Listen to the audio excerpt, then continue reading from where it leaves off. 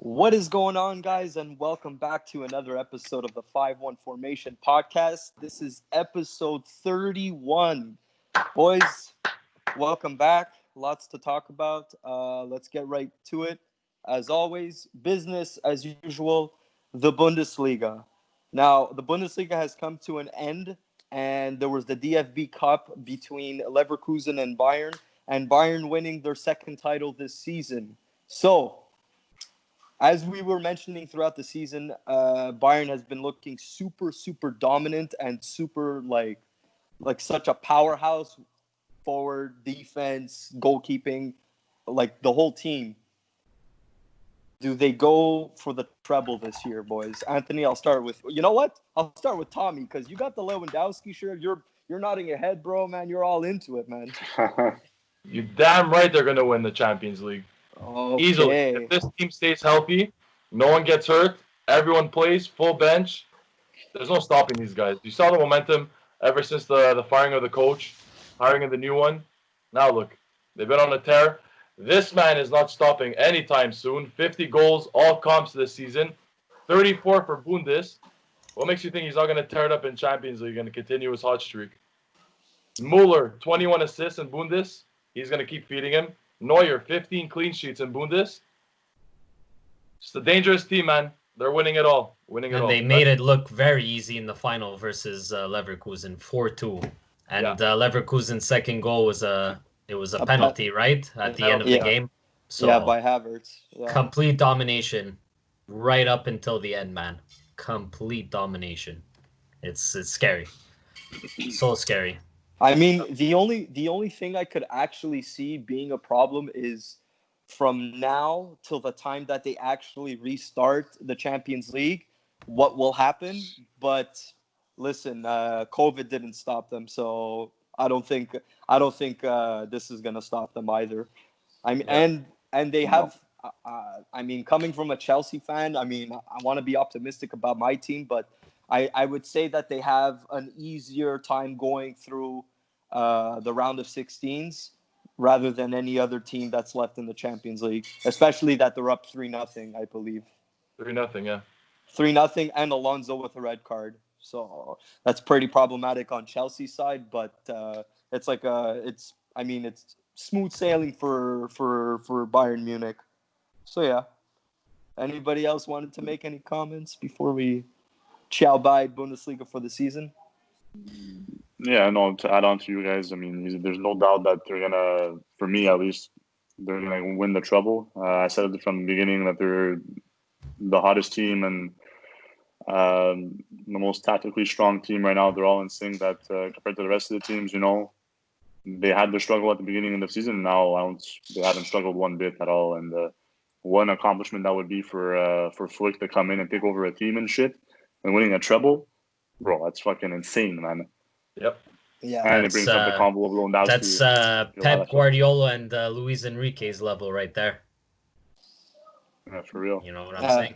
Yeah. I wanted to add one thing. Yeah, go ahead. So I wanted to say actually two things. The first thing was that what you said, George, is that from now they have to wait a whole month to play because August 7th is when the Champions League starts again. But I think you made a great point before is that if COVID didn't stop them with the 3-month or whatever it was, I don't think anything's going to stop them at this point. I do agree that they have the best chance at winning Champions League. I don't think it's going to be easy, but I think they have the best chance and the best squad to do it.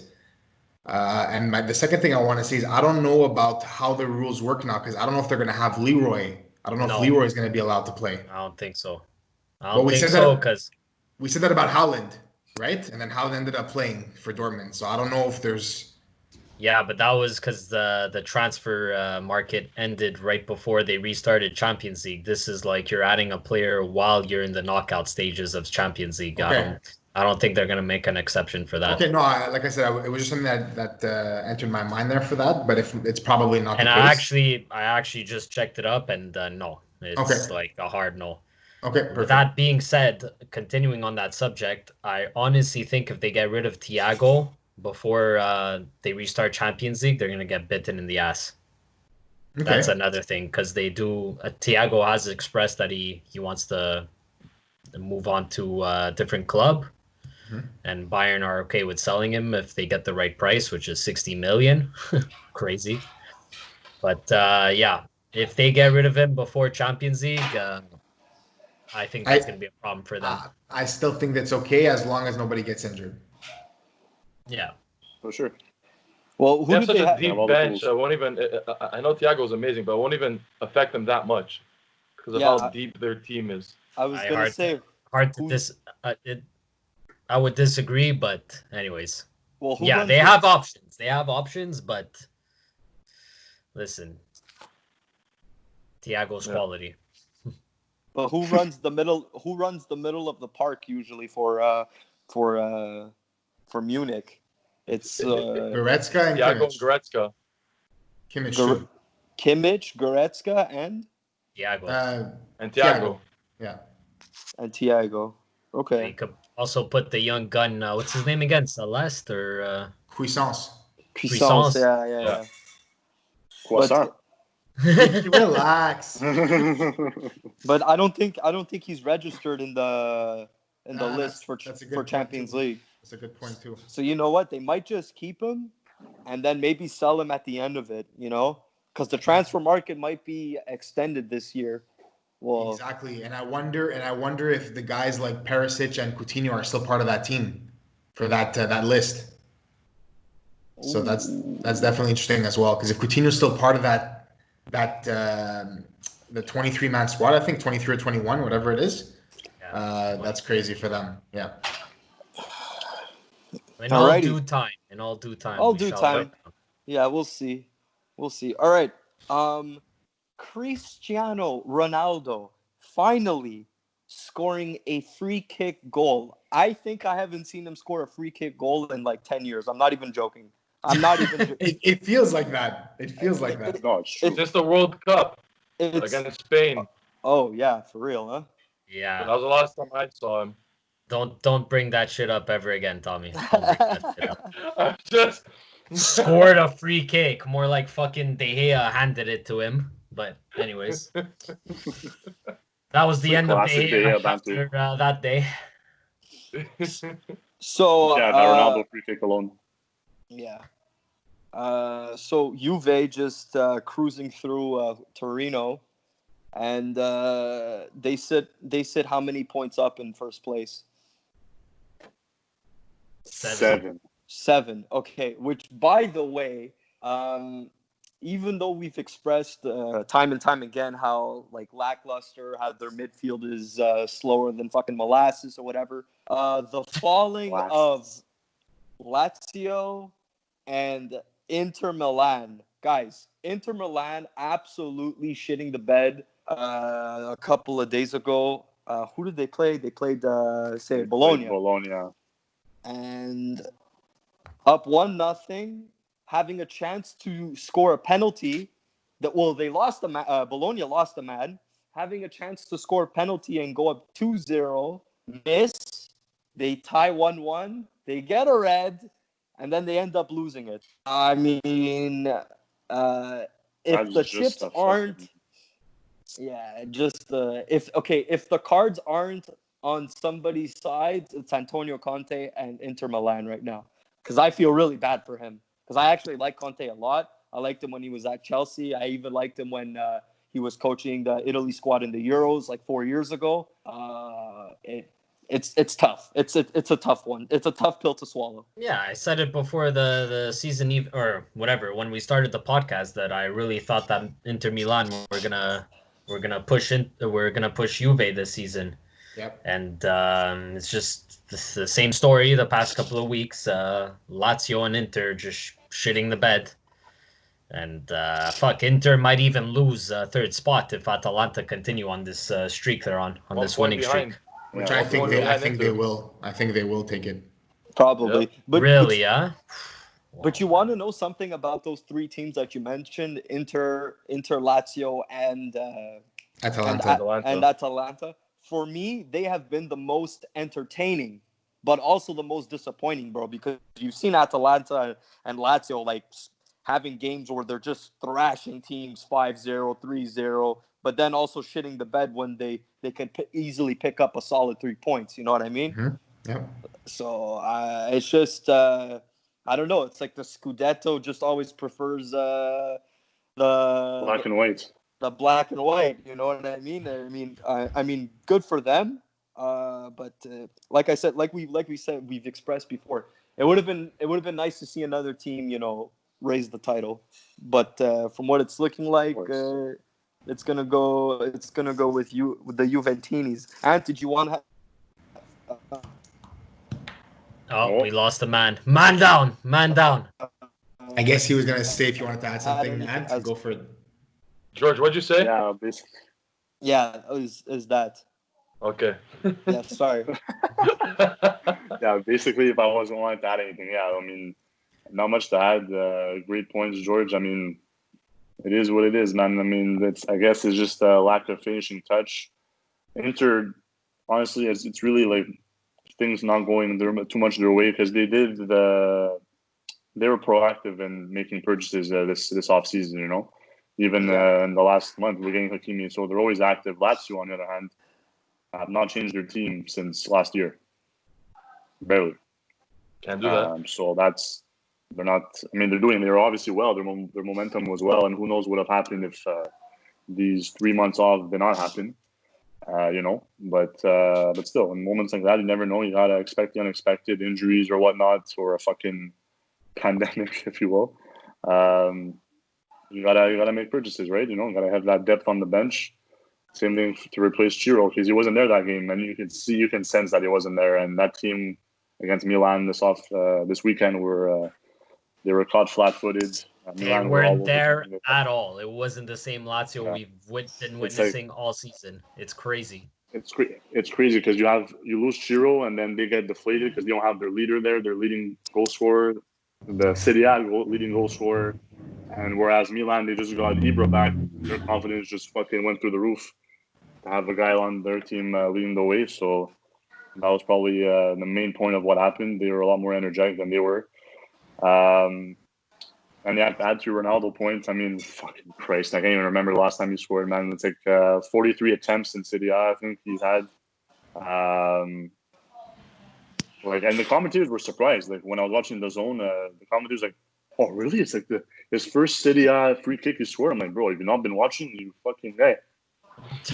You're an analyst. You're getting paid, and you're not aware of how inaccurate he's been with his free kicks." He was probably dreaming when he saw him score. It's probably he's probably still jerking it to him when he was at United. Fuck, probably. But honestly, it's huge that because that goal makes it 25 of the year for him, which is the first Juve player to score 25 plus since 1961. So what a start, man! I'm so happy to have him. What? Yeah. That's he never scored over 25. Really? That goes to show the lack of attacking options they've had over the years, right? Yeah. He scored 32 or whatever it was with Napoli. I remember high scoring with Napoli, but I thought he cracked over 25 with Juve. Oh, that's a surprise to me. And to add to that, I think he becomes the first player ever to score 25 goals in 3 different leagues. That's very true. Yes. Very true. Yep. So, and I think that's one of the greatest stats I've ever heard, to be honest with you. Yeah. Yeah. So consistency throughout. Yeah, go ahead. Any league he touches. Any league he touches, no matter how old he is, absolutely, George. And basically, I wanted to add very briefly from that game against Torino, we lost. We're going to lose Dybala and Delite for next game against Milan, which it's a bit dangerous too, considering Milan have momentum for beating Lazio, so a bit concerning for there. But I'd rather have them not there for the Milan game, whereas in the upcoming games soon they're playing against Atalanta and Lazio. So I'd rather have them not being against Milan and being there against Lazio, and Atalanta for sure. Still a big game though, right? Yeah, sure. Just like historically, I would say. Sticking with Milan, man. Oh, sorry, Ant. I thought you were finished. What were you gonna say? Oh, I am, man. No, I'm saying considering the way Dybala has been playing, another fucking mental goal again this weekend. Yeah. Yeah, all I wanted to say in terms of the Lazio-Milan game is that Milan fans were finally getting the Milan that they've missed for a very long time, getting 3 goals against a top team like Lazio. Calhanoglu cracking it, just scoring a What a fucking goal. cracker of a goal. And honestly, it was all offense, Milan offense all game. Lazio had absolutely nothing. So I'm sure for a Milan fan, it was very nice and relieving to see something like that. Just wanted to ask you guys, you think they're going to be able to get past Napoli and Rome for a European spot? Because right now I don't think they're so. in 7th place with 46 points, and Roma and Napoli are both tied in front of them with 48. They're only 2 points away. So Didn't Roma just beat Napoli? Other way around. Other way around? Yeah. Okay. Insigne in the 82nd minute. Okay, so then maybe, you know what? Maybe I'll say that Milan can probably take over Roma, but I think Napoli are still going very strong. I don't see Napoli getting jumped over by them. No. yeah, honestly, if there's anyone they could go in front, I agree with you. Roma. It's definitely Rome. Yeah. Well, as long as Zlatan stays healthy and he's there every game, they have such a great chance of making Europe. But if he's injured, you take him out, you see how AC plays without Ibra, and you see how it is when they have him on. That leadership, just that skill, that big body, makes a big difference. He stays healthy, they have a chance. Which I don't think he is, because he did get subbed off of that game, so something must have happened to it. There's no update. So as of right now, he's healthy. Yeah, there's no update on if he picked up an injury. I think it was more cautious than anything else, because I checked like 3 different websites and nothing, no news on his injury, if there is even one. So they're probably saving him because they know he's sorry, I got cut off there. They probably know he's he's more injury prone than ever, considering he's a lot older, but he also plays an important role in the squad, locker room, being on the field, giving that energy, giving that that momentum and that boost that AC Milan need. You know what I mean? Look, he got a goal and assist last game. Oh, there you go. Obviously, it was very lucky penalty shot, still a goal, and he had an assist on. I keep screwing up his name. Calhanoglu. That guy assisted on his goal. I have a question. Does anybody have the table in front of them? Yeah, right here. Yeah. Can you guys tell me the difference between Atalanta and Lazio in points? Yeah, Atalanta has 63 points. Lazio is at 68. I think Atalanta might pass them for second. No. Atalanta's on a 10-game winning streak right now. Wow. Yeah. Lazio there's still a lot of games left. I think there's 8 games left. Yeah. But listen, Alex, I could see them getting past Inter Milan without a doubt. But fuck, you're asking for a lot for them to go past Lazio. I'm just saying that if they continue this hot streak and Lazio keeps slipping the way they are, they're gonna eventually just pass them at the end. Can you imagine Atalanta second, bro? Crazy. Mental. They have a tough schedule though. To end off the year. Atalanta. Yeah, they have Juve. They have Milan. They have Parma, Parma has been fucking legit with Kulusevski and Gervinho and shit. Even Hellas Verona too. They're not. They're right there underneath Milan, and so I mean it's a pretty tough schedule for them. But also, what I wanted to say is that fucking Ibra, bro, at 38 years old, missed like 6 months of soccer, bro, and first came back, this guy scores a goal. Like, this guy is just a legend, bro. And honestly, it was good that it worked out for them that they subbed him off because Rebic came on and scored right after. And Rebic is like a fucking workhorse, bro. Rebic looks so good at the end of the game. He plays well with them. Plays very well with them. He's a huge workhorse. He's like a Mandzukic, just running back and forth, whether or not he's a forward or not. He's a great piece to have, man. To end that part, the only thing I will say is if Atalanta do beat Juve, because I'm assuming that's the next game, right? Atalanta-Juve? No, there's one more game in between. I think they're playing Sampdoria, which they should win. Okay, but if they can beat Juve, like I really believe they're gonna finish second. They're just Juve's gonna go facing on AC Milan next game. Okay. Big game. Yeah. Big game. Yeah. July 7th. But it was a huge win for Napoli to tie Roma now. That was a huge win for them. Oh, for sure. For sure. Just a quick couple of shout outs before we leave Serie A. Buffon breaks Maldini's record for the most Serie A appearances with 648 appearances. And they all wrote it on lot? everyone's jersey. Every Juve jersey was commemorating the record on their sleeves or something, which is classic, man. So such class to see that. That is Such a respect. very unique human being right there. Nothing else to say about that guy. It shows Yeah. how much respect they have for him, for them to put it on their jerseys. What a legend! One of the best goalkeepers, if not the best. And I'm so happy to have him back on our team after going to PSG for that brief period. Hopefully, he does retire with us. Doesn't have any other plans. GG. I don't think so. That was such a stupid move too. I didn't really understand why he did that. Why not the extra money? Exactly what Okay. Alex said. I guess. I don't know. And before we move on, despite Inter struggling and not getting too lucky with the results, a bright spot for them is Lukaku getting 20 goals now on the year. Yeah. Good for him, man. Most huge since first Inter player since Ronaldo, Brazilian Ronaldo since 1998, I think. So Wow. he's definitely going to be the face of that team and for the years to come. Yeah, and he deserves it too. Yeah. And United players are just fucking dropping their jaws right now, man. Hey, Well- man, some players just don't work in some teams. That's what it is. He just didn't fit there, and it showed. That's it.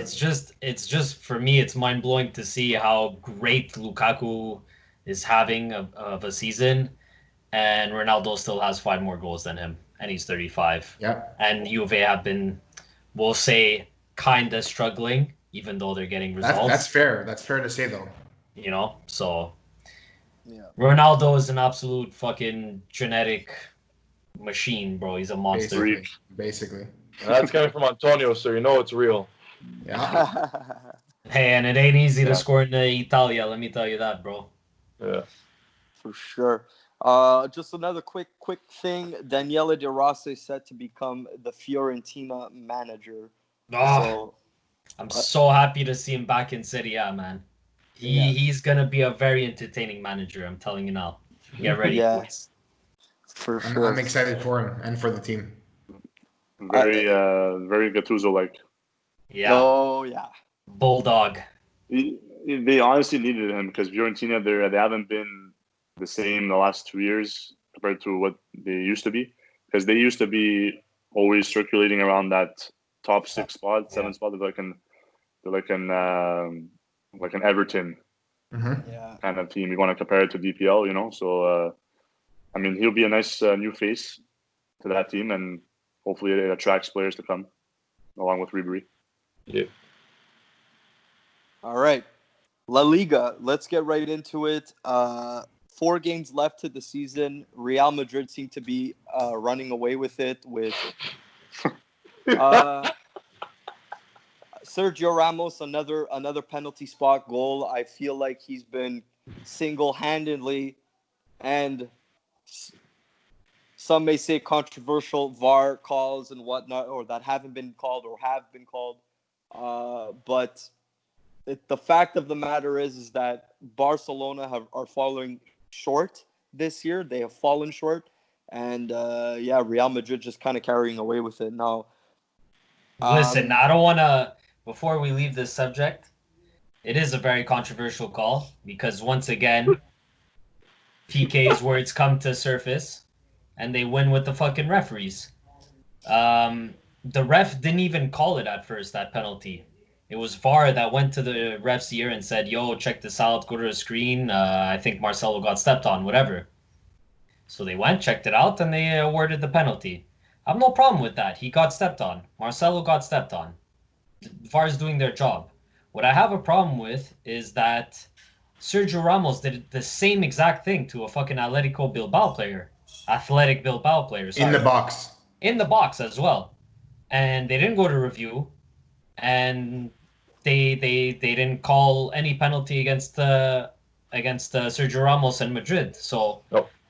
It's very inconsistent, and I'm gonna add it's very fishy. It's very fishy behavior from the VAR and referee system. So, like I said, I have no problem with the call on Marcelo, no problem. But if the same fucking thing was done by Ramos, who admitted it after the game, he said, "I stepped on the player a little bit." Like saying like, oh, it shouldn't have been called, they did the right call, it was nothing type of thing. He was trying to blow it off. But he did admit that he stepped on the player's foot, so... Yeah, but... Because he knows he can't change the result after the game, that's why. At that I don't know, man. At that point, it's too late. The only time you could actually fully admit and be honest with yourself is at the given moment. During the game, exactly. Yeah. But my whole problem with this is that, yes, we know that VAR has been inconsistent, but we're always hearing people complaining about VAR people coming from the opposition, like Bartomeu, the president of Barcelona. PK's expressed it. But what I want to know is what the other team's opinion is about it, because it's the other teams that are losing points also. You know what I mean? So I don't know. Well, fuck. Just a couple. Sorry, Diesel. Let me just say this fast. I forgot who it was. It was I think it was Muniain for Bilbao was fucking ripping VAR in the after a game interview. So, anyways, go for that. But it's good that you mentioned that, because I wanted to counter that, because Diego Simeone went the other way, and he's like, VAR gives Real Madrid more penalties because they attack more, which is a lot of the argument that people were saying too on social media, is that VAR is fair with everyone, and if they get given more penalties, it's because they attack more like Real Madrid. That's basically his comments towards that. That's a ridiculous comment. But that's like saying that's. So hold on. Bro, it's like saying, oh, you cut apples, you should eat them. If you cut more apples, you'll eat more apples. Bro, no. What the hell? What a stupid comment. Yeah. I'll give you one better. That's like saying if I hold more possession of the ball, I should win. But it doesn't always happen like that. Or if I have more shots on target, or if I shoot more, I'm gonna win. It's not always the case, you know what I mean? So Exhibit A City against Southampton this past weekend. So that's your point. Like 2 possession, and they lost. They couldn't even score a goal. Yeah. So there you go. I don't know what else kind of happened in La Liga. I know the two biggest. Can I say Zidane's quote about VAR? Go for it. Yeah. So after all the controversy talk and from last game, Zidane comes out and says, "I'm tired of it. It's as if we only win games because of the referees. It isn't like that. Real Madrid and what the players are doing on the pitch deserve respect." I don't know what you guys got to say about that, but what do you expect him to say? Exactly. But all I gotta say is, sorry, bruv. Like, it's 4 games in a row now. Yeah, that's my problem with it. The proof is there. Yeah, that's all I gotta say. If you have enough evidence, because the one game it's whatever, you blow it over, okay, it happens, they make a mistake. Yeah. But if it's 4 games in a row where there's always a controversial call and VAR is always going their way, that I have a problem with. That, for me, like Antonio said, that's where the evidence comes in, and it's too much. Of course, it speaks for itself. And even the former La Liga referee, what's his name, Eduardo Iturralde Gonzalez, the third. You're gonna keep going on names. You missed at least 7 of his names. He said that around 90% of officials go with Real, and the other 10% go with Barca. Yeah, that's the quote. That's the quote I mentioned a couple of episodes ago. 90% of referees root for Madrid. So we try to be open-minded, but at the same time, and the evidence fucking speaks for itself, man. So it's hard to argue against that. On a weekly basis, Real Madrid keep running away with this. On a weekly basis, it's a joke. Listen, there's 4 games left in the season. Both Real Madrid and Barcelona have pretty easy schedules. Easy remaining 4 games. The hardest team that Madrid has to face is Villarreal. Even though Barcelona destroyed them this weekend 4-1, I don't see Villarreal winning against Real Madrid, but you never know. But even if they lose to Villarreal, Barcelona still need 5 points to win the title. So Yeah. the 5 points to get past Madrid to win the title. So I don't see it happening this season. I already see it in Madrid's arms. Yes, anything could happen, but I just don't see it. Yeah. All right. That game see what against Atletico Madrid completely killed us, and dropping points, easy points against Celta, shouldn't be happening. But it's over. Yeah. La Liga's over. I say just do your best against the last four games, and then concentrate on Champions League. That's it. Yeah, there you go. Okay, so because Barcelona have been struggling, there was obviously time and time again, every year, every summer, vicious rumors that Messi was denying a contract and he wanted to leave. But Barmateo came out and said Messi has said he will end his working and footballing life at Barcelona. So there you go. Take it away, Yeah, Tonio. well, I mean, there are many rumors saying that. Well, I read something that Messi's entourage say that Messi isn't really happy with the administration and Bartomeu himself. And rumors came out saying that he just stopped negotiating for a new contract. And right now his contract is set to end in 2021, next summer.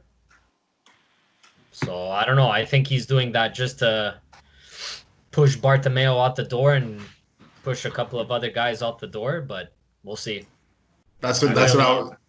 Yeah, go for it. Sorry, that's what I was gonna say. Basically, is just that I think Messi did that just to kind of scare them a bit, like me and Antonio were saying last time in the group chat. Because I've never in a million years see him leaving Barca. I think he's gonna retire at Barca. That's personally what I think, but I think he said what he said just to scare them a bit, scare the administration, like you said, and see what happens, see what falls out. And just to back your point up, Alex, Messi wasn't shy to leave the international squad, Argentina.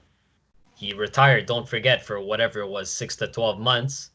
But he did end up coming back. So he likes scaring the higher ups. I think he's done it before. Yeah. Well, yeah, because just to get some movement in the squad, Yeah. Because he knows he has pulling power. He knows he has it. Yeah, he's been the face for like 10 years. And uniquely enough, he's probably like one of the only players that could do it in our generation. Or him and Ronaldo, yeah, because they have that power. Yeah. Power and that value market-wise. That's it. Yeah. Okay, so we'll continue with Barcelona. So the Qatari side, Al Sadd, have extended Xavi's contract for the 2020-2021 season. So the rumors about Xavi coming to Barcelona as a manager over. So are we going to see Pep back in Barcelona? It's like we said last episode, it all depends what his decision is after they make a final decision on the Champions League ban. Yeah, which I'm pretty sure he said that he's confident, or along the lines of he's confident that City are gonna appeal and they're gonna win the case and that they won't get the ban. We'll see. I find it funny how they announced the Xavi deal right after those comments came out. So I don't know if Xavi made those comments to get maybe a bit of extra money on the deal, because maybe he was disputing. I don't know. This is just what I think about when I see deals like that come out after comments are made like that. Where what he's comments? ready. Like I'm saying, like Xavi saying comments. he's ready for Barca and stuff like that, and then a couple of days later you see him sign an extension. Like, where does that come from? No, it's tactics, bro. It's you got to do what you got to do. No, but that's what I'm saying. That's from the way they handled that whole thing, or that whole thing was handled. That's what I see from that, personally. Yeah, I wouldn't be surprised. If they gave him a fat check. You see players doing that too. Stay with us. Yeah, of course, man. Yeah. I thought this was interesting. but I'm just like a little a little post that I saw on the score. Real Madrid have finally opened a women's team. I thought, like, like I've seen a lot of like big clubs have like women's teams, but I thought Real Madrid would have one, and they didn't, and it's the first time that they're opening one up. I did not know that. Me neither. That's facts right there. Yeah. So they haven't had a women's squad. It's going to be the first time. I don't know when it starts, but they've announced it that they're going to open a women's team. Late?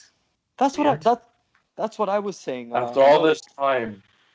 Because Premier League has the women's teams. I think we've seen them on media before. There's the women's Champions League. A lot of big clubs have women's teams. Does Barca have?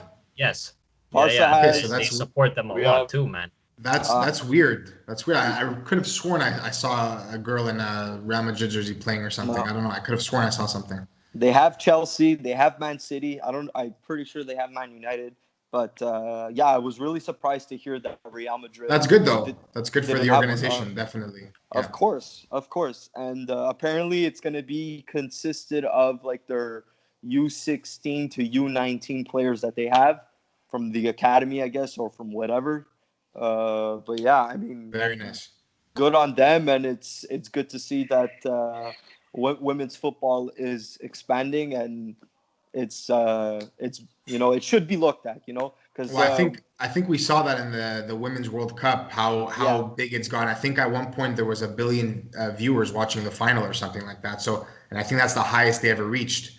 So you can see that every year it just gets bigger and bigger. So massive stadiums were sold out in the knockout stages too of that World Cup in France. So there was also nice to see. There was also a lot of heat going on with what's her name, Megan Rapinoe from the U.S. Because she was pretty vocal about George, wages. You're on fire with names today, huh? Yeah. I got it going. Rapinoe. Whatever her name is, but yeah. Rapinoe, whatever. It doesn't matter. But you know who I'm talking about, right? Yeah. No, I'm sorry. I had to shoot you a bit. That's it. No problem. But she was pretty vocal about not making the same. Rapino, Rapini, whatever, bro. Who gives a fuck? That's it. But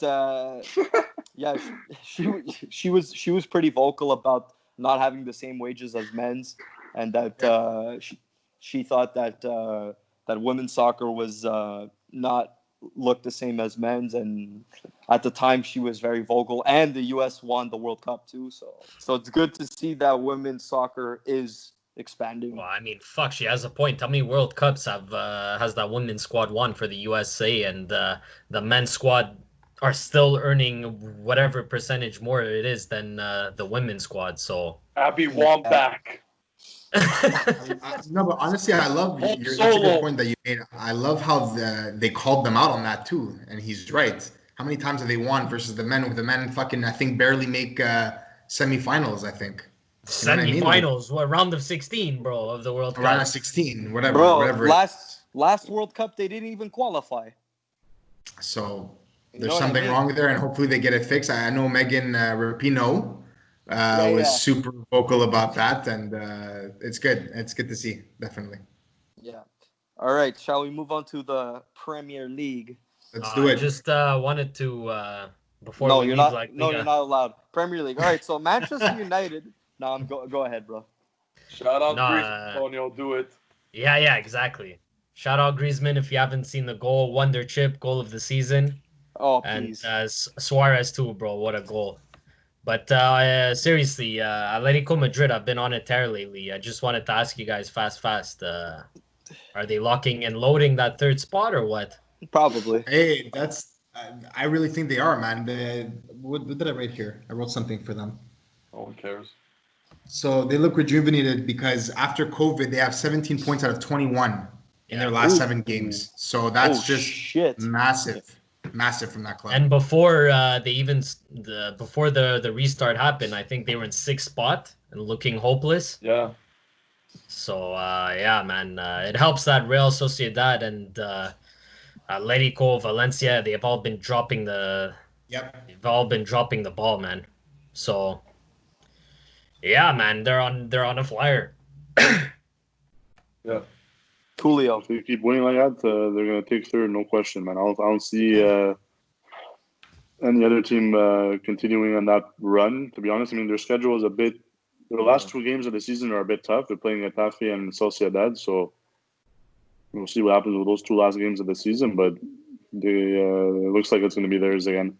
Yeah, and Sevilla has a tough road ahead of them. Sevilla's right below Atletico, and they have some tough games to end the season. They have Bilbao, Mallorca. Obviously, Mallorca's not that strong. Sociedad and Valencia. Oh, those are all the teams fighting for the last European spots, man. Those are going to be crazy games. Sevilla has a tough road ahead. So yeah, tough road. So Atletico should be theirs. And what a reaction though from Griezmann to fucking have the confidence to do a goal like that after being benched for most of the game against Atletico. It's like, yeah, Christ, man, that was a huge. Huge message, bro. And don't forget the coach's comments. Yeah, what did he say, the coach? No, remember what Setien said about him? I don't remember. No, I'm having a memory blank. When he said that, I feel bad for Griezmann because every time he comes in, like it ruins the lineup basically. Yeah, he says he has a tough time finding space for him in the lineup. Exactly. Along the lines of that, and that's why he got shit. That's why I didn't even know that. Yeah, that's why he got subbed on at the 90th minute in the Atletico game. Considering that he played for Atletico, I'm sure leading up to the game, it was like a huge moment for him. He kind of wanted to like be there and whatnot, and to get like subbed on in the 90th minute, it's like a bit of a slap in the face. And there was also reports saying that like his family were like blasting Kike Setien, like they were really like outraged, which it's totally like understandable too. But his recent form hasn't proved that he should start, especially with the price tag slapped on him too. What's up, Alex? There's also a video that was getting passed around when he was coming on in the 90th minute. There's a small little video where you can see Simeone kind of laughing or joking about it, saying like, holy fuck, what happened to you, basically. You know what I mean? And you can tell from his facial expressions, that's exactly what he's saying.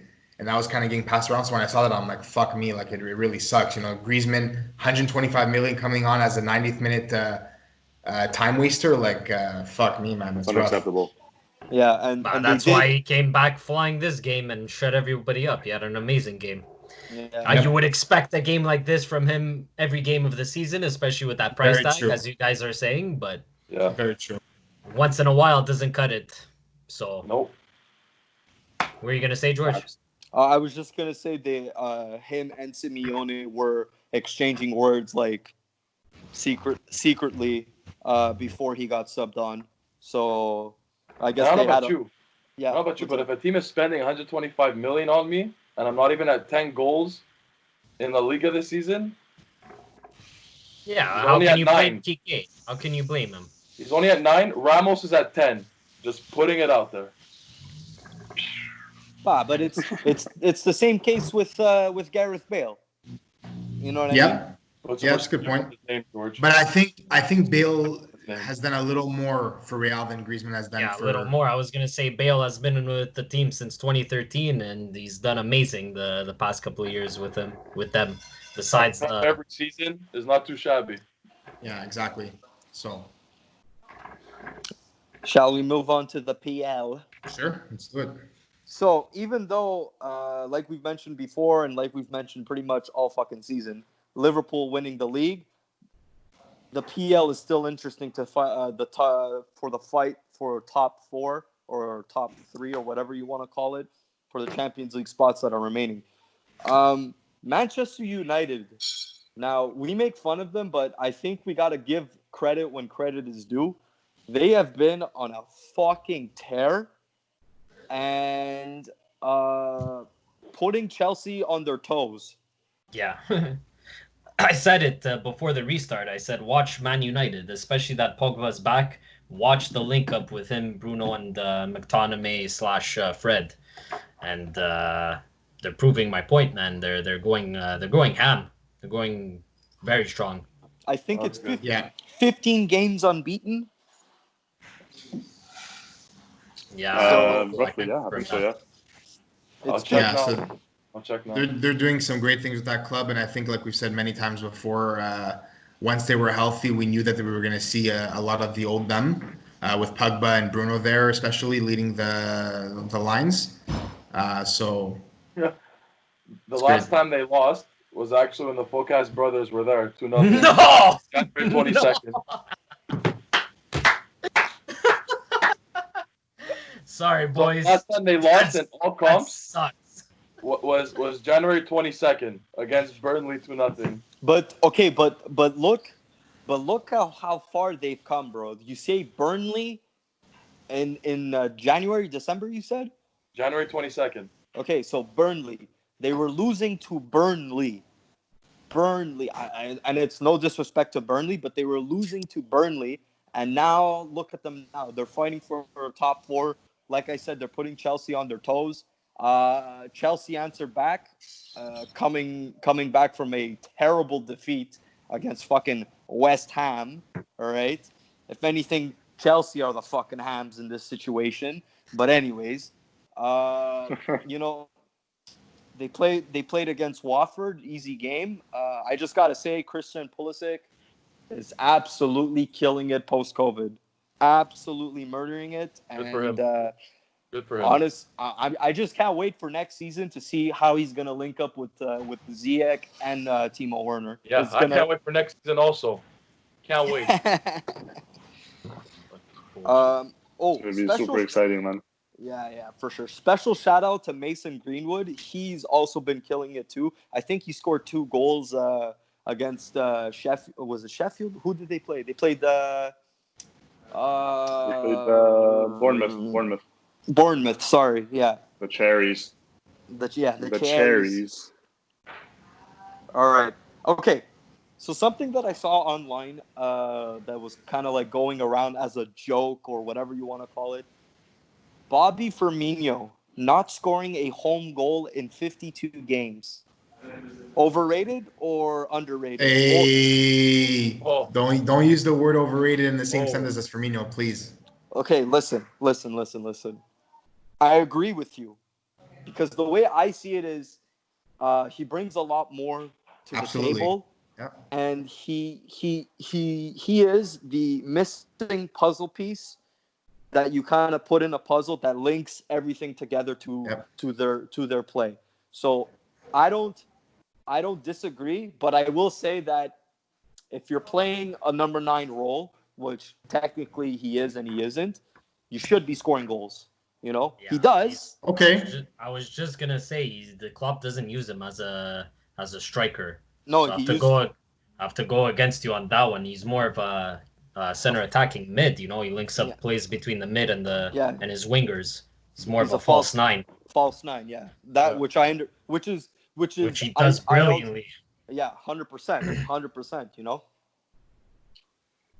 Yeah, I mean,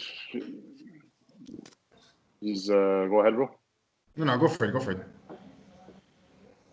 I was just gonna add on to your points. I mean, he's definitely not overrated. He does all the little things that people don't pay attention to, especially the casual soccer fans that watch 2 games a season.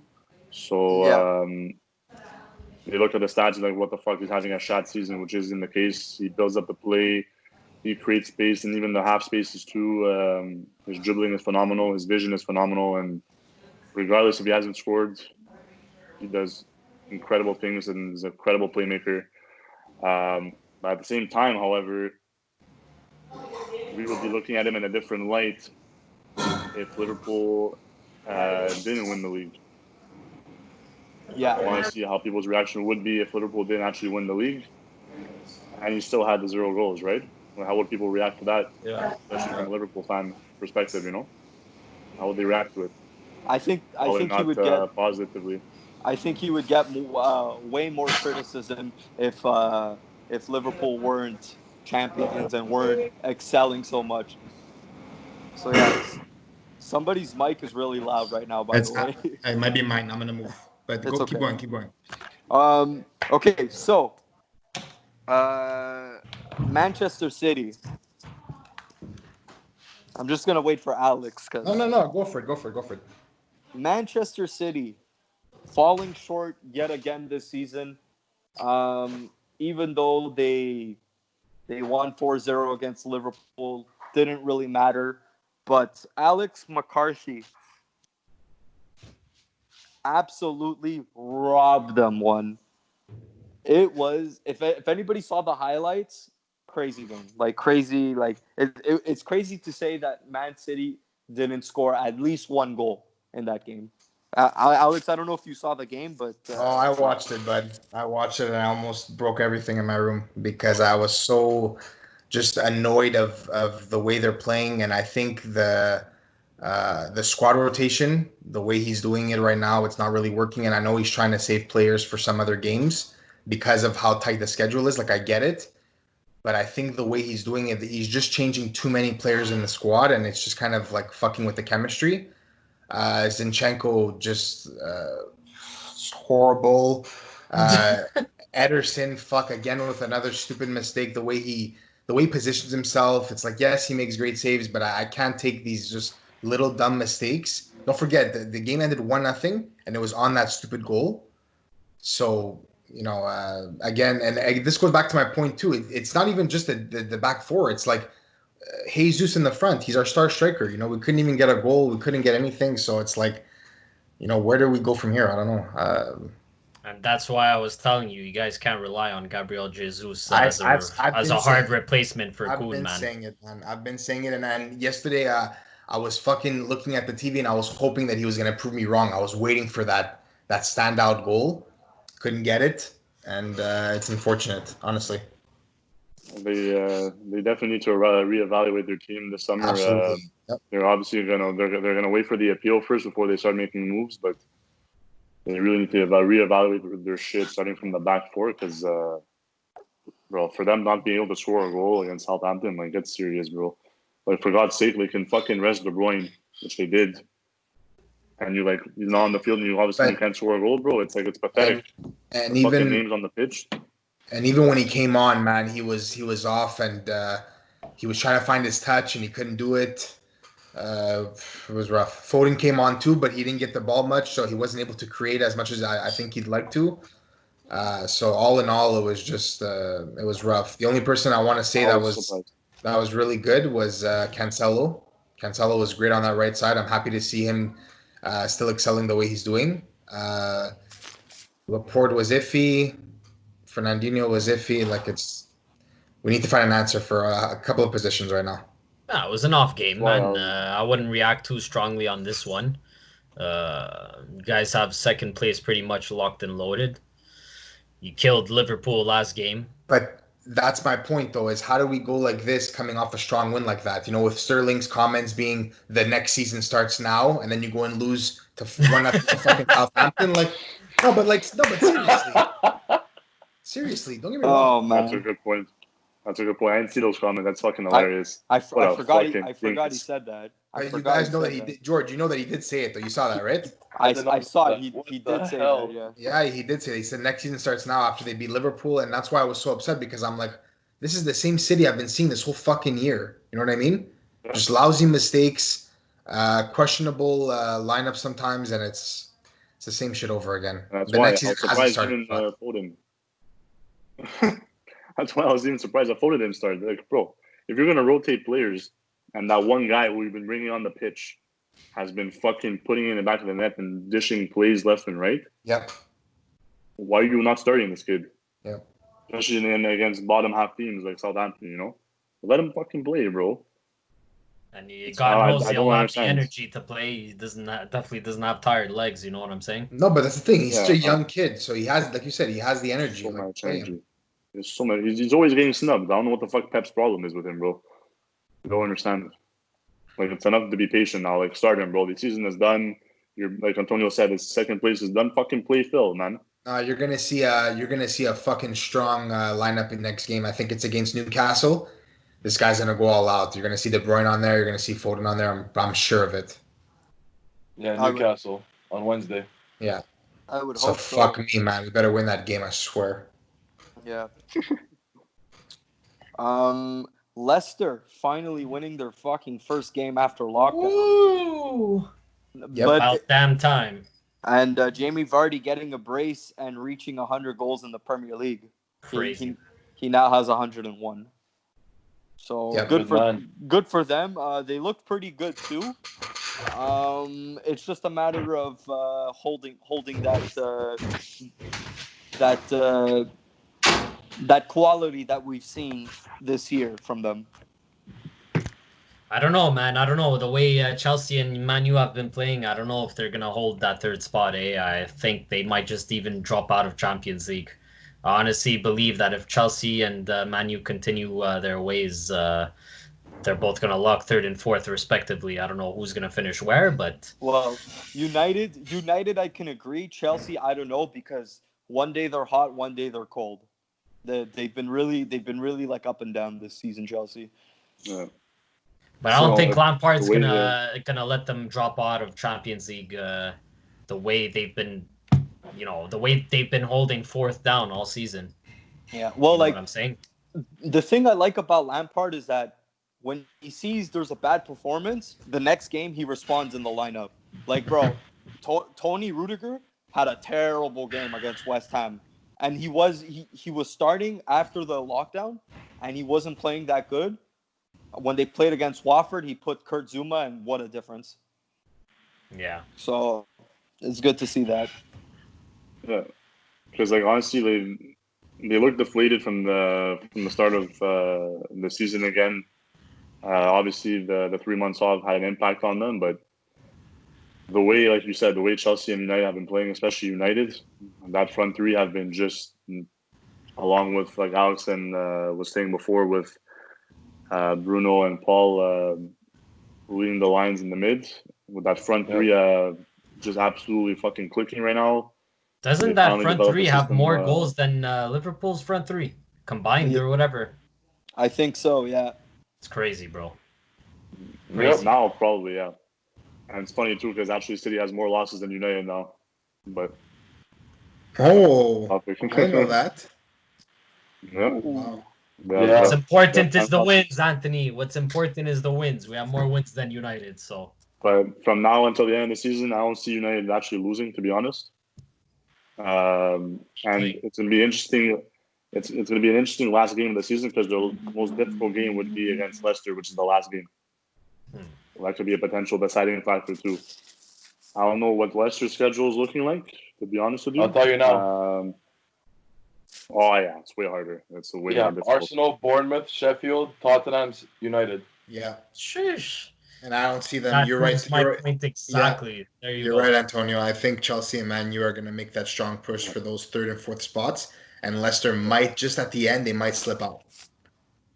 And even Arsenal too. They're looking a lot better than they did for the most of this season. So Arteta's goal now is just to get as high a position as possible. I don't think titles are even in their reach right now. It's just finish as high as you fucking can, just to kind of end the season on a high note, come back stronger next season, and then start fighting for either Europa or whatever you can make, basically. Well, speaking about starting on a high for next season, Pierre-Emerick Aubameyang, their star player, in my opinion, is asking for a new deal for 3 years and minimum $250K a week.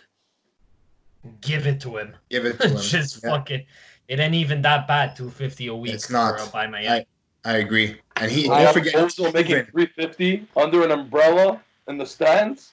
You give Aubameyang $250. Ozil. Ozil. Oh yeah, for sure. Holding an umbrella, blocking the sun, making $350. Well, Aubameyang's bagging goals, making a lot less, and he's only asking for $250.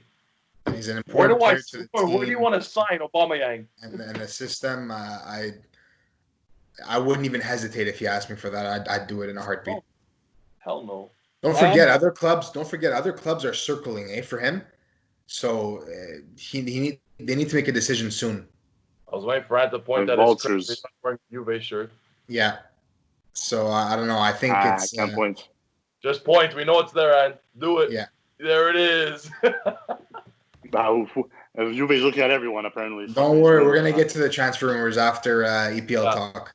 Well, I think that's pretty much it for EPL, unless So you then guys had go other for it. stuff to Go for the switch. talk about. Yeah, give me a sec. I mean, it's a good. What I wanted to transition to when George comes back to. To transition into transfer rumors also related to United is that one of our followers and one of our listeners, Troy Muniz, who's an active listener, he replied to he tweeted us out asking us basically what we think about how amazing United front three is playing right now between Greenwood, Rashford, and Martial. How fluid they are up top, and they're all putting in the goals right now. If they decide to get Sancho, like, where would they put him? I'll start off with my thoughts when I responded to him. I responded to him with basically, if you're a good manager, you'll figure it out.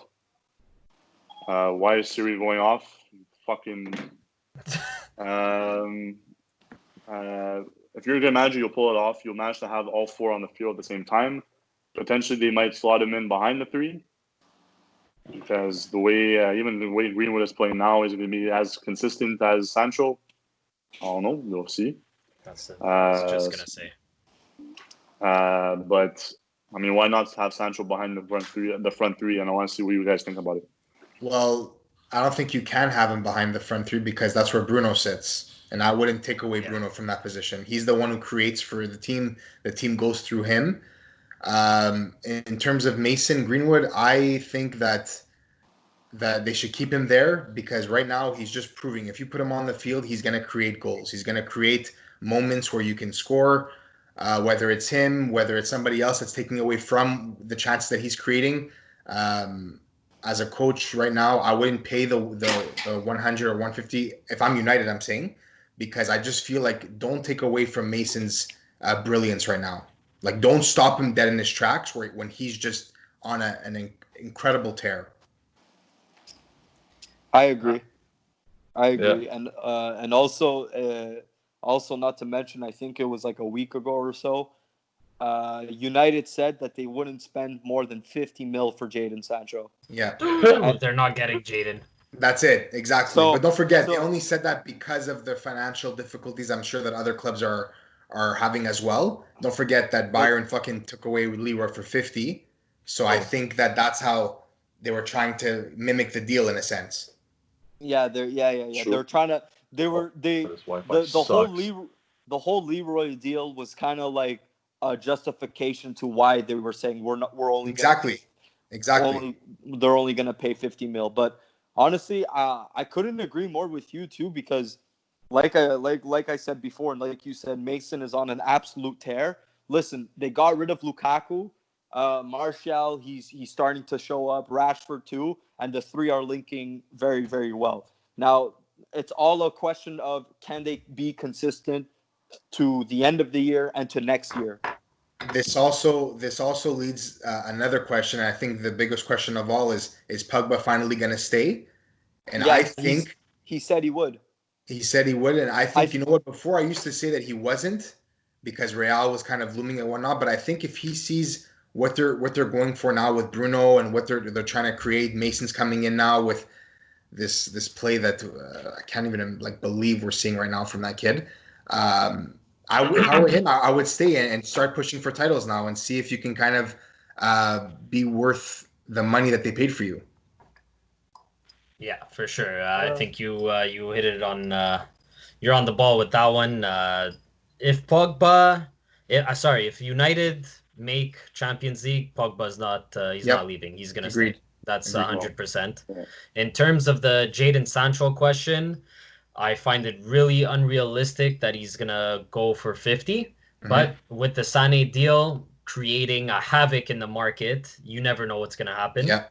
So let's just say hypothetically, Man United do still want him, and they're gonna get him at the price that they want him for, and he ends up on the team.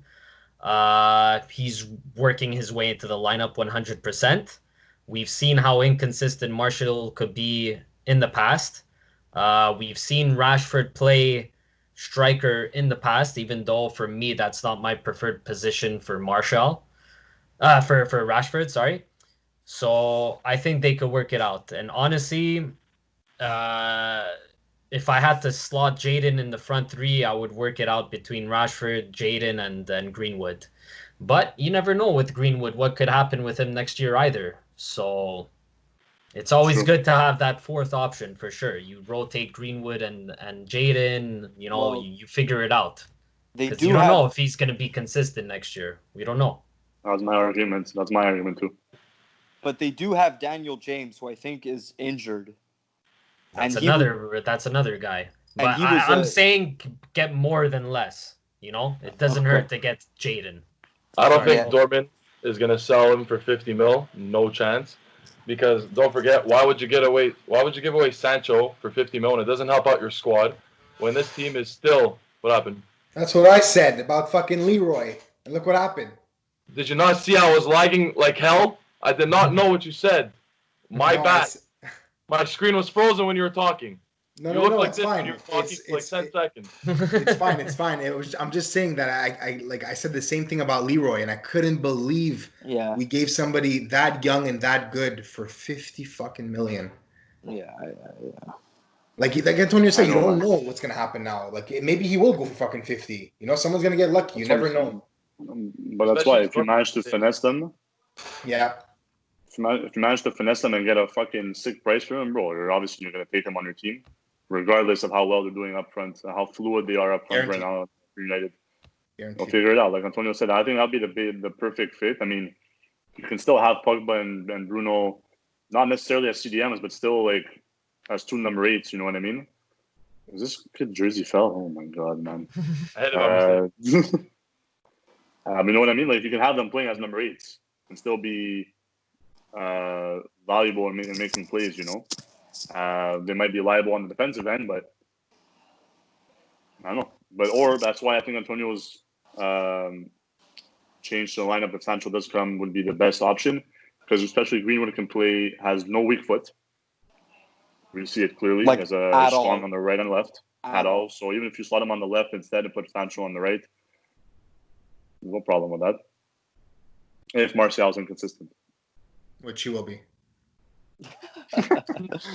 Listen, okay, so continuing on the 50 million for Sancho, I don't see it happening for one reason alone, is that his contract expires in 2022.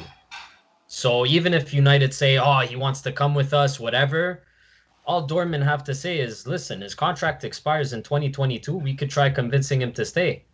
And they could try working at him for the next year. Unlike Sané, where his contract was expiring next year, that's why Bayern Munich had all the bargaining power. Yes. Good point. You know what I'm saying? Good point.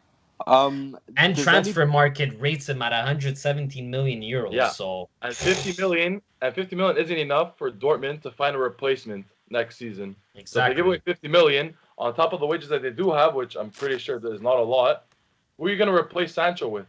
They don't have anyone there that could take over his spot. And 50 million to get another star? And don't forget they lost Hakimi because Real Madrid sold him. No chance, 50 million. Is over there guaranteed for Sancho? Over 100. Nothing less. Is there an official release clause in Sancho's contract? Sorry. Germany doesn't really have release clauses. They don't put them in the contracts. Unlike Spain Timo Werner. Hey? Well, Timo had one. Unless you're Timo Werner, when your release clause was 50. And but okay. It's I guess what he I'm was a saying is special that case. it's not normal. It's not not many. Yeah. They don't sign many contracts with It's not a common release thing. clauses. Exactly. Okay. Just gonna check to be sure there, but Yeah. Since we're talking about Germany, Schalke have admitted that they're going through some financial scares or problems, and they're willing to sell their best player, Wesley McKinnon. So he's probably out the door this year too. Yep. And there's going to be a lot of clubs knocking on their doors for that, and they're going to accept the biggest offer they can get for him. Oh yeah. Because they're admitting to some money problems. Okay. So just before we move on, I just looked it up. Jadon Sancho does not have a release clause. Well, there and you this go. was on LiverpoolFC.com. Over Perfect. 100 million incoming for Dortmund. Over Yeah, 100 million, no less. George, you can go ahead and go to transfer rumors, if anything. Yeah. Okay, so Edison Cavani. Roma are looking to acquire him after Atletico Madrid failing the wage demands that he wants. Good fit, not a good fit. What do you say, Diso? They can't afford him. You don't think? There's not a chance. There's not a chance in hell that they don't have. They have barely any top 3 finishes in the last few years. I only have a couple of Champions League and Europa League advances, but I don't see them having the money to afford him. Plus, they have Dzeko. I don't know how old he is right now, but I think he's 34. He is 34. Dzeko is 34. I just turned 34 actually in March. And they have enough firepower on top to be fine. They don't really need to get Cavani, and I don't see him being down to go to Rome, to be honest with you. I heard Why Cavani's going to Barca for a free transfer. That's what I saw. Stacking up on the vets. Here we go, baby. That's it. That's what I like to see. I heard that's a really high possibility that he goes to Barca for free transfer. Bro, why not? 32. Let's go. We want you, baby. But if they somehow manage to get him, obviously it would be great for them because, I mean, I don't know how they would rotate him and Dzeko, to be honest with you. And I don't think Dzeko will be too happy about starting on the bench, to be honest, after I don't know how many years now he's been there. I think 5 years now already. And they have enough solid mids on that team to support Cavani too, like Mickey, Perotti, Kluivert, a lot of pieces on that team to dish him the ball. So it could be interesting, but I don't see it happening. All right. Anybody else got any transfer rumors? I have one for. I actually saw this one. It actually came out of nowhere. That I know it's a Tottenham one, but I just saw. I was just like very curious that Mourinho went and had a phone call with Milik from Napoli. Yeah. Wasn't he linked to them in the winter too? Yeah. Yeah. So you know what? That's a possibility too. Yeah. But I don't know what how he'd be. Maybe it's some competition that Kane actually needs, but Kane needs a kick in the butt, bud. He needs that competition. I think it'd be great. Yeah. It'd be a great buy for them, and it'd be a very solid backup for Kane. Yeah, milk, 2%. It'd be a really solid backup because you guys fucking need one, and I see him in a Spurs jersey, to be honest with you. Yeah. There's rumors about Juve going after him too, but yeah. I mean, fucking Napoli, they want to sell him to Juve. I mean, they did it for Higuain, but I don't see... that was when they had Giuseppe Marotta as their sporting director, which they don't have anymore. So. But I think Napoli are trying to make room because they want to go after Victor Osimhen from Liga. So it makes sense that I think at this point they're going to try and sell him to anybody. So if Tottenham don't want him, I can see him going to Juve. But if Tottenham do want him, then obviously they're going to prefer to sell him over there instead. But it makes sense. If they want Osimhen, they're going to have to make room for him. Yeah. Just going back to the Cavani deal, I just searched it up. And do you want to know what his wage demands are? What are they? It's probably something. 12 million a year. No. A 33-year-old striker. Yeah. No chance. I searched it up in 3 different websites, bro. They all said the same thing. No. I'm not saying I don't believe you. I'm saying like there's no chance I would pay that much money for him. No chance. No one's gonna pay that much. Inter didn't want to move over 7.5 a year. Tell him to go to China. Tell him to get the fuck out.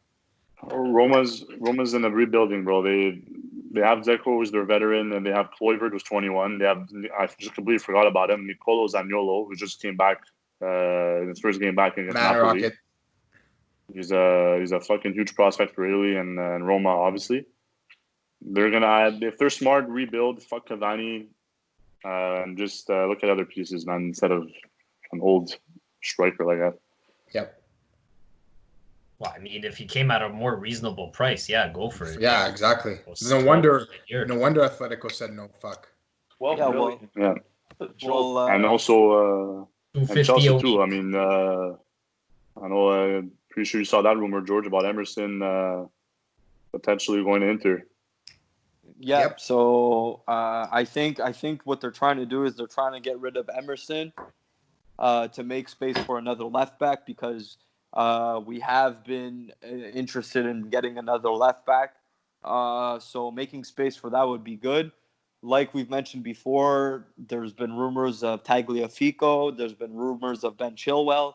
But the whole thing with Ben Chilwell is paying $75 million for a fucking for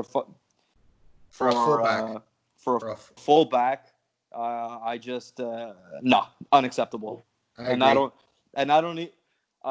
even like. I wouldn't even pay 75 mil for like prime Marcelo, bro. I'm just saying. Oh, okay. I'm sorry, bro. At that point, it's just you're wasting money, and I'm sure you can look elsewhere. You know? Okay, very true. Yeah. I know Prime Marcelo is a bold statement, bro. No, but I think, but I understand what he's saying. Though. Just paying that much for a fullback, it's like you're pushing it. You know, even 50 million for the guys like Walker and Mendy. Now you look at us paying 50 for Mendy, and you're laughing. You know what I mean? It's like Jesus Christ. Exactly. Like if it, I'm not saying it's a crucial position, but more crucial positions would be like spine of the team. So a forward, a midfielder, or a center back. Center back. Yep. You know. Yep. So yeah, that's it. I think he's going to slot right in very well on Conte's squad. He crosses well from what I've seen him play. I don't know how his defending is, to be honest with you. I haven't analyzed him too much because he hasn't really gotten that much playing time. But I'll tell you this: it's a lot better than Alonso's. And Alonso's not a left back; he's a left wing back. There's very a difference, true. Yeah. You know. So, yeah. Anything else, boys? Yeah, we'll keep an eye on it. It's still early. I mean, July it just started ish, kind of. Yeah. So we'll see. Anthony, end off the video with our slogan, bro. Let's go. Well, we want to say thank you to you guys for supporting and all that before we go into our slogan. We have a slogan. Bro, I don't know about. You posted it on the Instagram story, and I totally forgot about it, and I was fucking crying. I'm Please let me know. This Please is let me know so corny.